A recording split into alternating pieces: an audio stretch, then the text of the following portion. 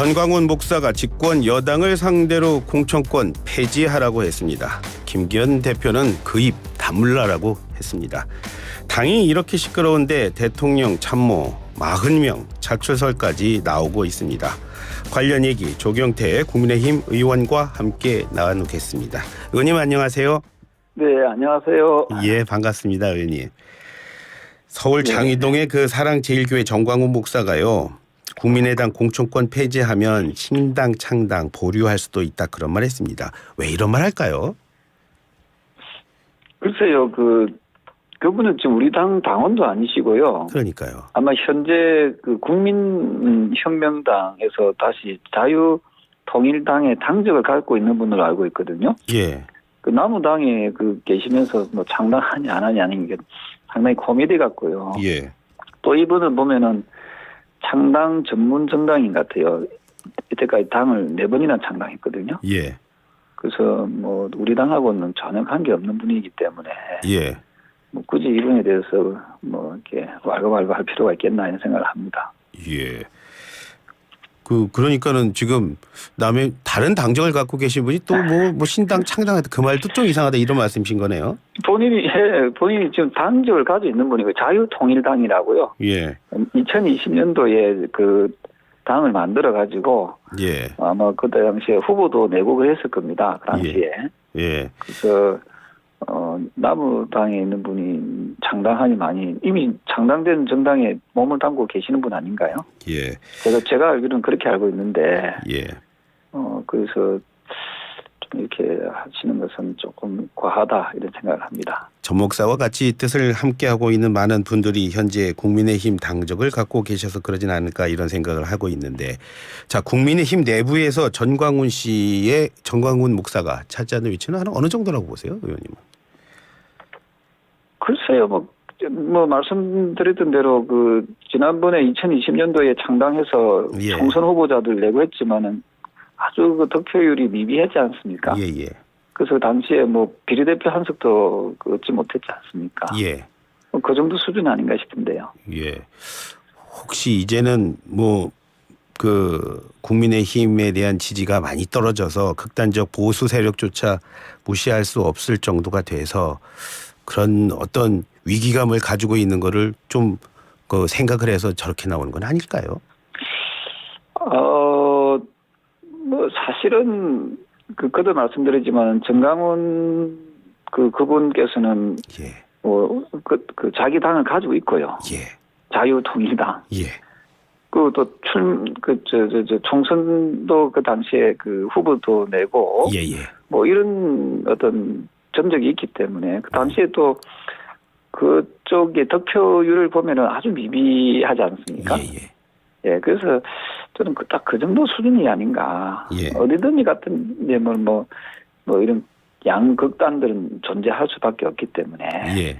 예, 그거하고 총선하고는 저는 크게 좀 영향이 있겠냐 이런 생각을 합니다. 한마디로 전광훈 씨를 그냥 무시하고 하는 게 당의 총선에 총선에 도움이 된다. 이런 말씀이시네요. 아니 아마 청취하고 계시는 우리 청취자 여러분께서도 예. 전광훈 목사라는 분이 당을 4번이나 창당하고 한 걸 아마 모르는 분들도 계실 거거든요. 예. 2008년도에 사랑실천당 만들고 2011년도에 기독자유민주당 만들고 2016년도에 기독자유당 만들고 2020년도에 자유통일당을 만들었거든요. 예. 그래서 이런 어떤 전적이 있기 때문에 이런 걸 잘 좀 확인해 보시면은 예. 아마 우리 국민의힘과는 좀 결이 많이 다른 분이시다 이런 걸 아시게 될 겁니다. 저도 조 의원님을 통해서 4번의 창당을 하신 분이라는 사실을 알았습니다. 자주 나오십시오. 그래야지 이렇게 저도 네. 많은 걸 알게 되죠. 네, 자주 불러주십시오. 예. 대통령실이 그럴 일은 없을 거라고 했는데요. 행정관 포함해서 대통령실에서 참모한 40여 명 총설 차출될 거다 이런 말 계속 나오고 있어요. 이런 말 계속 나온 이유는 뭘까요? 이유는 아마 대통령실 내에 정치를 하고 싶어 하는 분들이 좀 계시는 것 같아요. 이거는 지금 우리 쪽 진영뿐만 아니라 아마 과거에 더불어민주당도 문재인 정부 시절에 그런 출마를 많이 했지 않습니까? 예. 이건 아마도 뭐 이런 이야기들은 뭐 예. 그 내부 안에 정치를 하고자 하는 분들이 많이 계시기 때문에 예. 또 뭐 자신들의 이야기를 하다 보면은 이게 이제 또 언론에서는 또 한 사람 한 사람 카운트를 해보면은 또 한 예. 4, 50명이 안 되겠느냐 뭐 이렇게 어림잡아서 추측할 수 있는데 예. 근데 이분들이 다 뭐 나올 수 있는 그런 상황은 아니지 않겠냐 이렇게 보고 있습니다.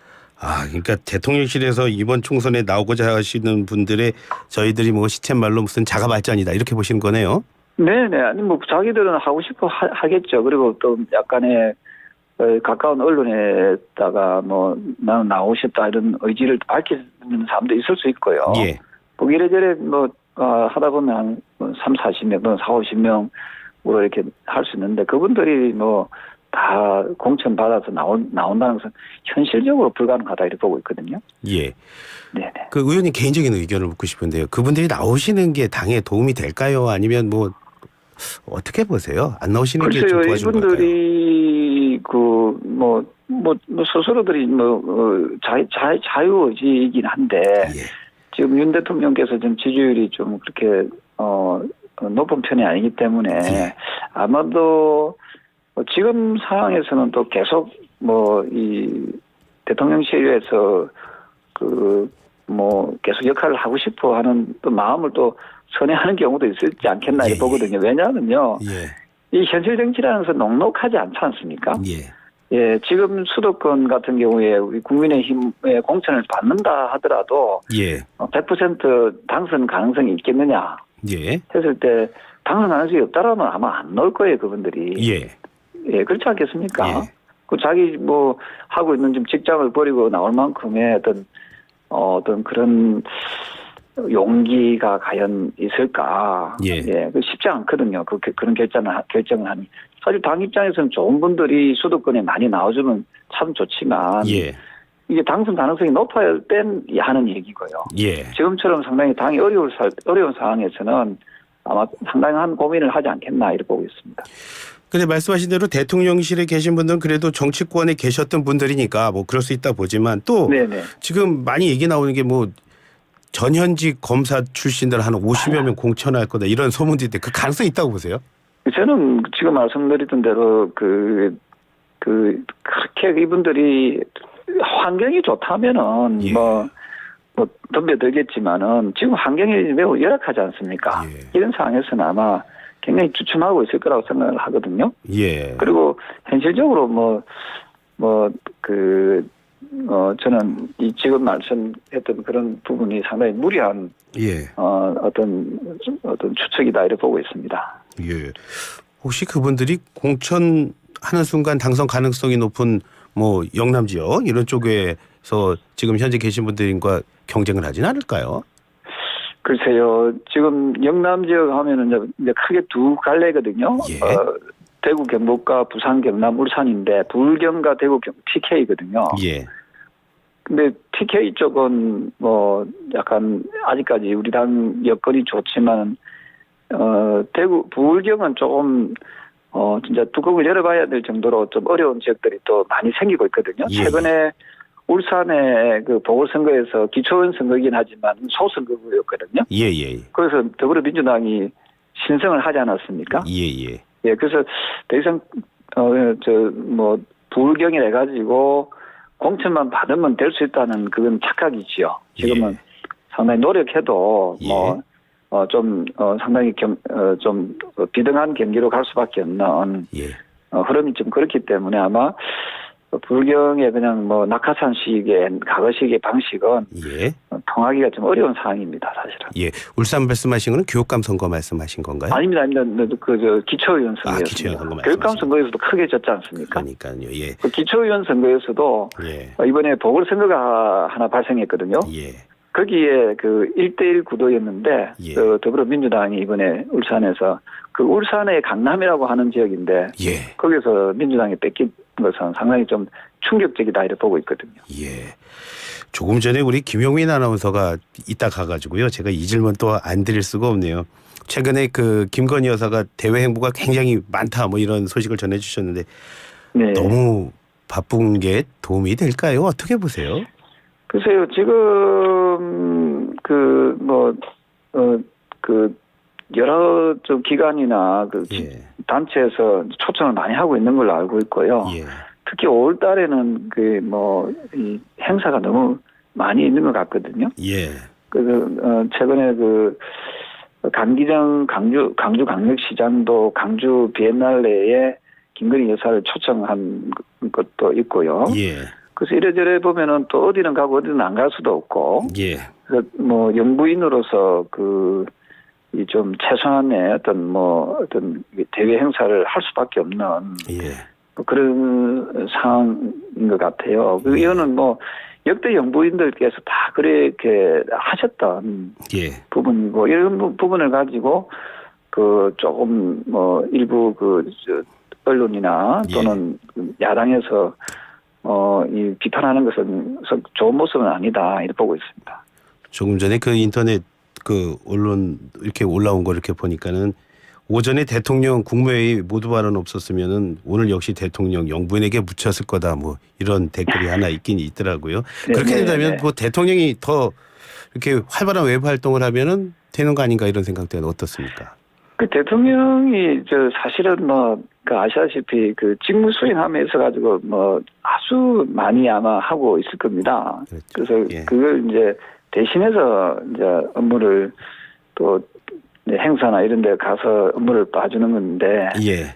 저는 이게 역대 아마 우리 청취자 여러분께서도 역대 여사님들의 어떤 횟수, 활동 횟수를 한번 비교하는 것도 좀 나쁘지 않을 것 같고요. 한번 비교를 해봐라. 예. 저는 그런 차원에서 좀 이걸 좀 잘 봐주시면 좋겠고, 어제 제가 야당 의원하고 같이 인터뷰를 했는데, 야당 의원은 차라리 제2부속실을 만들어서 좀 공식적인 업무를 좀 하도록 하는 것이 좋지 않을까 하는 제안을 해서, 그건 참 좋은 제안이라고 이야기했거든요.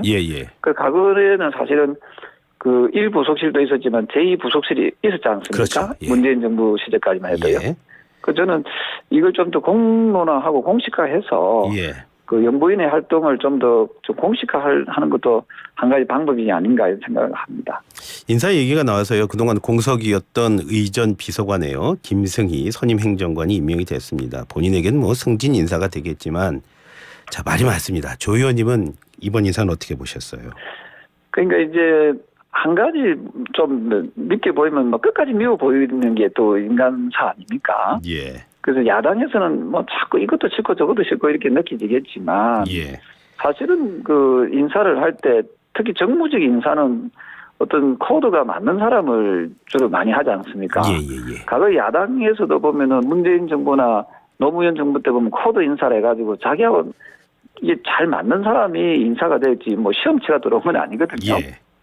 네, 그래서 이런 걸 봤을 때 조금 좀 잘 의전을 할 수 있다라고 판단된 그런 인사라고 하면은 아마 그게 대해서 여러 가지 심사숙고해서 아마 인사를 하지 않았나 이렇게 보고 있거든요. 우리가 국회의원들도 보면은 보좌관이나 비서관 이런 거 뽑을 때 다 그런 까지 고려해서 뽑지 않습니까? 그죠? 성적순으로 뽑는 건 아니지 않습니까? 시험을 쳐서 어떤 인사 채용하는 것이 아니기 때문에 그런 연장선상에서 본다면은 저는 가장 호흡이 잘 맞을 수 있다라고 판단해서 아마 선임하지 않았나 보고 있습니다. 호흡 부분에서는 저도 의원님이랑 비슷한 생각을 가지고 있는데요. 일부 비난하시는 분들은 그 얘기를 하는 것 같아요. 그러니까 다른 자리가 아니고 의전 비서관이기 때문에 그 자리는 어느 정도의 전문성이 필요한 자리 아니냐 이런 지적들을 하시는 것 같은데. 그 말씀하시는 분들한테 묻고 싶은 게 역대 정부의 의전 비서관에 대해서 일일이 다 일깨우고 계시는지 안 물어보시거든요. 문재인 정부 때 저는 의전 비서관이 누군지를 모르거든요. 그리고 특히 이제 어떤 여사와 관련된 영부인과 관련된 의전 비서관 이런 분들 이름을 알고 있는가요? 모르잖아요. 그래서 이게 자꾸만 내가 하는 것은 마음대로 해도 되고 남이 하는 것은 이 마음대로는 뜻도 아니겠죠. 그분들도 굉장히 심사숙고해서 아마 인사를 한 거 아니겠나 싶거든요. 그래서 일일이 이런 걸 다 학교 동문이기 때문에 해야 하지 않느냐 이런 식으로까지 하게 되면은 그건 좀 지나친 해석이 아닌가. 네, 이런 생각을 하거든요. 그래서 의전 비서관으로서 또 역할을 하는 걸 봐가면서 예. 또 못하게 되면 그 채용한 사람이 또 거기에 대해서 책임을 지고 또 그 책임을 또 물릴 거 아닙니까, 그죠? 예. 예, 그건 한번 좀 지켜볼 필요가 있다 생각을 합니다. 예.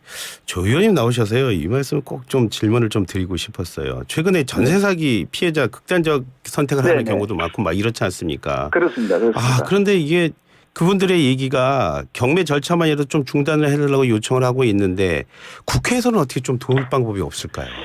그래서 이게 지금 저도 이게 대해서 좀 굉장히 좀 고민하고 예. 지금 또 관련 법안도 지금 발의하려고 하고 있거든요. 예. 예를 들면 전세 사기에 대해서 지금 전세 사기를 사기죄로 지금 하고 있지 않습니까? 예. 그 전세 사기는 다른 사기하고 좀 다르기 때문에 예. 이걸 좀 저는 살인죄 적용하도록 제가 지금 법을 지금 발의를 좀 하려고 좀 입법조사처에 의뢰를 해놓은 상태거든요. 살인죄요? 예. 예. 그래서 뭐 최고형인 무기징역이나 사형까지도 선고할 수 있도록. 예. 지금 이 전세 사기를 해가지고 3명의 아까운 목숨이 돌아가시지 않습니까? 예. 이 전세 사기는요, 간접 살인이라고 저는 생각을 합니다. 예.